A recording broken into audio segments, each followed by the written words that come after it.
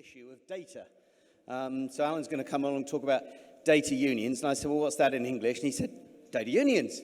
So I'm as much in the dark as you, but Alan, looking forward to hearing what you've got to say on data unions and the importance of obviously storing your data. Thank you.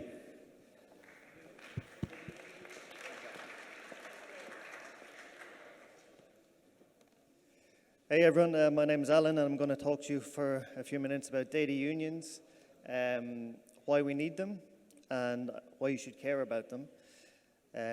We reckon in the next, say, 2 to 3 years that everybody in this room will be a member of at least one data union, maybe even sooner. Maybe you'll join one after this talk. But the issue we're facing is that nobody has any control over their personal data online. So all of the platforms you sign up to, whether it be social media, payments, video, whatever it is, nobody has any control or agency over the data that you create within these platforms online. These platforms use this data to train AI models, predict markets, create insights, and even sell the data, and they get value from this. And we think this is wrong, and we think that the people who create the data, who is us, should see this value instead. So we don't have any agency, ownership, or control at the moment. And the reason for that is that it's just a given when you sign up to a platform. Yeah, there's a privacy policy, but you either agree with that and get to use the platform, or you don't agree with it and you don't get to use the platform. So there's no choice here. It's just the status quo, how it happens at the moment. People are just okay with the platform having their data, using it, creating value from it. And this, in a lot of cases, your personal data is the fuel to their fire. So it may not be their main revenue stream, but it can be a significant one. The good thing about this is that the solution is pretty simple. It's pretty straightforward. We need to give people choice. So we need to give people more choice when they join these platforms. Given a good option, you would never actually choose what happens now. What happens now is the worst option, essentially. So we need to give people a choice of what to do with their data. And that generally will come in the form of a different entity. So a third entity, not the platform that is you're signing up to or using, but a different option. And this option needs to be based on transparency and ownership.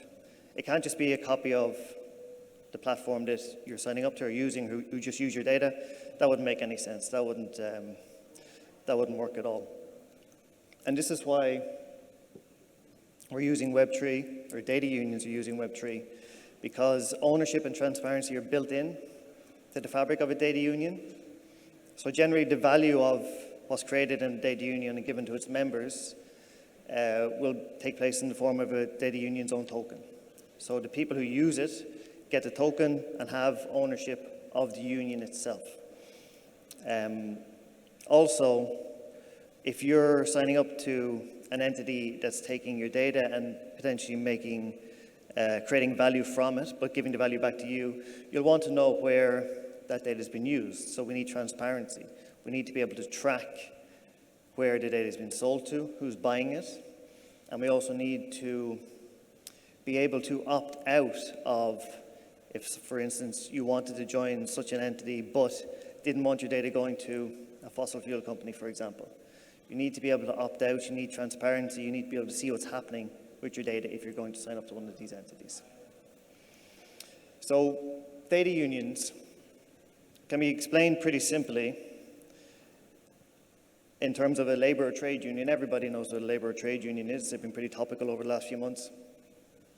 So a data union is an organization that acts as an intermediary between its members, which is people who submit their data to the data union, and companies who want to use that data, whether it be the actual raw data or whether it be insights garnered from that data.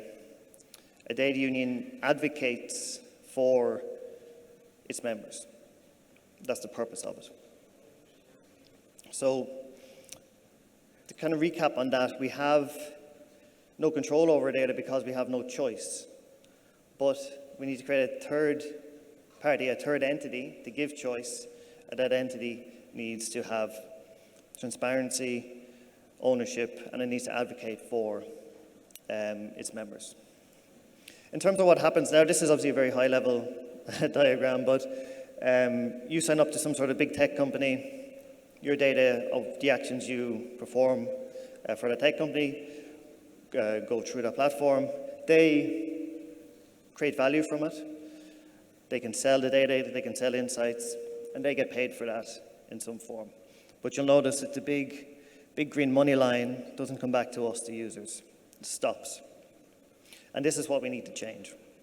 And this is what a data union future looks like. A third entity that you, the user, consents to, and it all hinges on this yellow arrow. You consent, you allow the data union, you port your data over to the data union, or you allow it access to your data. The data union will essentially collate, create insights, create data sets. Obviously, everything's anonymous. And for the most part, can sell these to the same buyers that are currently buying them from the companies. The companies generally at the moment sell what's called first and third party data, which you may be familiar with. The product that a data union will sell is called zero party data. This is 100% opt-in data. And this is the direction the data market in general is using. Zero party data is data proactively shared with a brand by consumers. So to just jump ahead to a future state, this is what we are hoping choice looks like. This is to simplify everything into one graphic. If you were to sign up with a new platform and you had two choices, one was the status quo as it is now. They just have your data, they can create value from it. Or the second choice is you port the data you just created in the platform to a data union who will advocate for you, advocate for your data rights. You'll be able to monetize your data. You would almost always choose option B. And this isn't something that myself, from our team, or other companies in the data union space have just dreamt up and think, oh, this is a nice idea. This has been written into regulation in the EU. The Data Governance Act calls out these data intermediaries, and they'll be regulated, which is a good thing. And there's also 3 other data acts on the floor of the EU dealing with data portability and ownership for consumers. So I guess why am I telling you all of this? Well, I'm from a company called Unbanx, and we are, you might have guessed, a data union. And we're a data union specifically for your transaction data. So when you buy a coffee, sandwich, when you pay for a taxi or whatever, every transaction you make creates data. That data at the moment is sold by banks and card companies. It's all anonymized. Companies can create insights out of the data, habits of demographics, etc. So it's pretty valuable data. And we are a data union where you can port your data to, and you can monetize, you can own, have more control over what happens to that transaction data.